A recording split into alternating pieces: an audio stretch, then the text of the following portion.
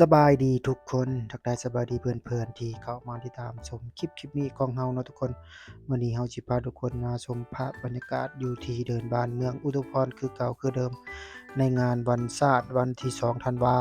หรือว่าวันสถาปนาสปปลาวครบรอบ50ปีนั่นเองเนาะทุกคนมื้อนี้เราสิพาทุกคนแวะกินอาหารที่ว่า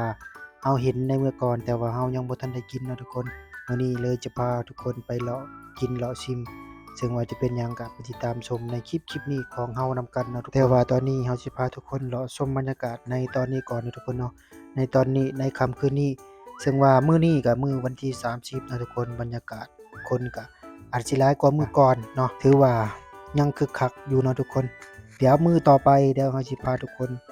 มาติดตามชมคลิปอีกเทื่อหนึ่งอยู่ในมื้อวันที่1หรือว่าวันที่2นั่นเองคนจะหลายปานใดแต่ว่าช่วงนี้ก็คือฮู้นำกันเนาะทุกคน จะมีงานวันบุญพระธาตุอิงหังเนาะจะเฮ็ดให้คนน้อยบางทีคนอาจจะไปเที่ยวบุญธาตุอิงหังนำแหน่จึงเฮ็ดให้ว่างานในมื้อนี้ของเราคนบ่ค่อยหลายปานใดนะมาติดตามชมในคลิปต่อไป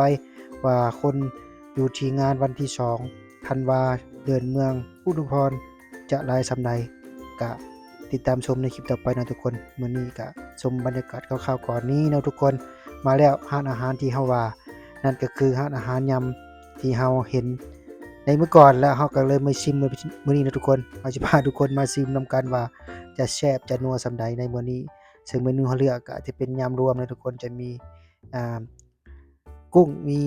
ปลาแซลมอนแล้วก็มีแมงกะพรุนหัวกระสุนประมาณนี้ทุกคนเราชิมเบิ่งก็โอ้โฮก็ถือว่าแซ่บเนาะแต่ว่า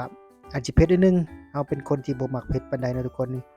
อันนี้ก็อยู่ที่งานบุญวันที่2ธันวาเดือนบ้านเมืองอุทุมพรถ้าว่าพี่น้องท่านใดอยากมาเที่ยวก็เชิญชวนได้นะทุกคน